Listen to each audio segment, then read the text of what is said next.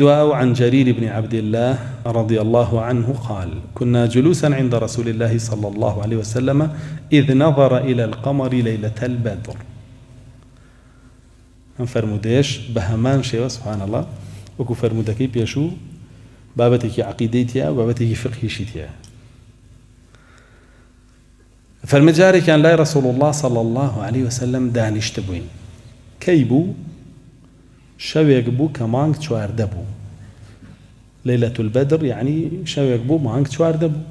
مانك تشوار دبي ديارة بخري وبقوري لنا راسي اسمانا بجواني دركبه اگر بيت وهورو هلانا به. فقال: أما إنكم سترون ربكم كما ترون هذا القمر لا تضامون في رؤيته لا تضامون في رؤيته. أما بابة عقيديك أفرمي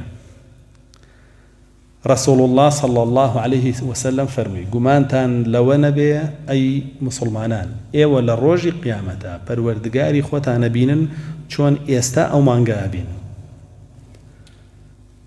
ماشا هندق لواني كالتأويل أم حديثا كان علين أم حديثا معناي أونية پروردگار بيني معناي ويشتيك بيشانيا وكو مانگا هندق وعلا بلام خوي فرمودك وانالي فرمودك علي ربكم پروردگار تانا بينا نالا اشتيك بينا أو تشبيهي لفرمودكايا تشبيهي مانگ نية با الله وجل جلاله بلكو تشبيهي بينيني تويا لم دنيا وكو چون مانگا بيني اوش خواهي پروردگار بيني لروج قيامت تشبيهي بينينكايا دواتر خوي تفسيريكا لا تضامون في رؤيته يعني هيج تشويشك لبينينكايا نية هر وقت شون ساعة كي سيري مان كي باسمان ولا شيء شوارده رون واشكراي بيني وهيج تي ريغرنيه لبينينك هيج كوغماني هيتيانيا كاو مانغا بيقينا لضلي خوتا والي شكا تضامن يعني شك غمان تان نابلي كاو مانغا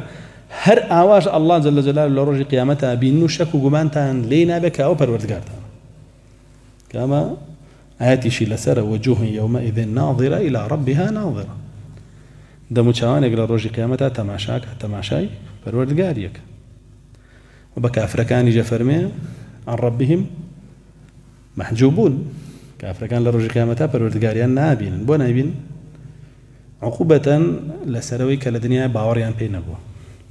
بۆ هەر نابێ بیبینن و لە ڕۆژی قیامەتیشا سزا ئەدرێن لەلایەن پەروەردگارێکەوە کە ناشی بینن ئەوە سزاکەیان لەسەر قورسترەکە تو سزا بدريت ونجزاني شيء نيبيني قرسترا سزاكا قرسترا أنا سير فيلم يكتان كذبه كسي كتيابه خلقك وجاب علام ده مشاهد ديارني تا أخيرا خواهد بزاني شيء وما مراقبه جارته لو جهنم يبيو أو ذات شيء كسزاته نيبيني ولله المثل الأعلى قرسترا بسزاكا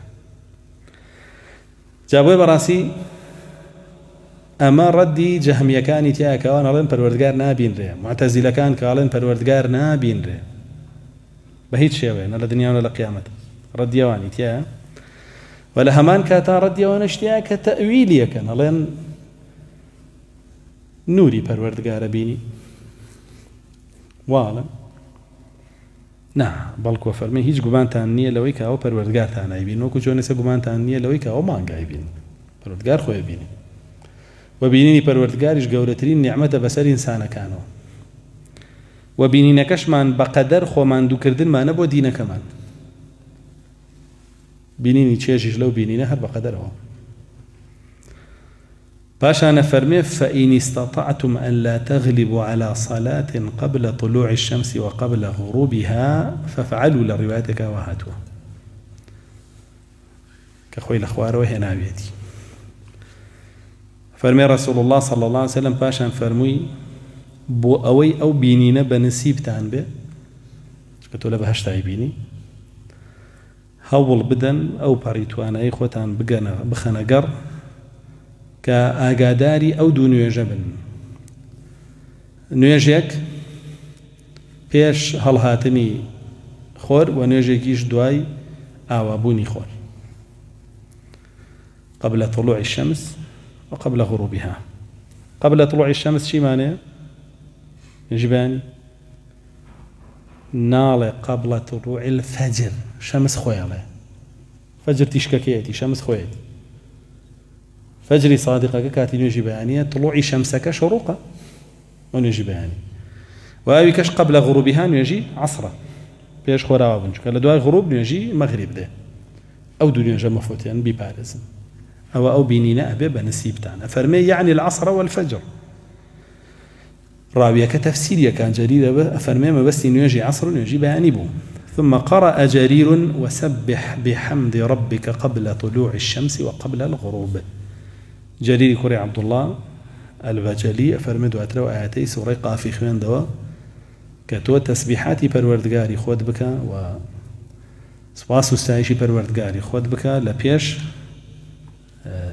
هل هاتني خور كان يجي بيانيه ولا دواء عوابوني لپیش عوابوني كان يجي عصره. لروايتك بخارية فرمي فافعلوا أو زياديتها هل وكويترا يعني أو دنيا هول من بفعل زين بفعلي كده بكرداري نيل ما تستعمل شو باش أنا هاتك إخوان دو.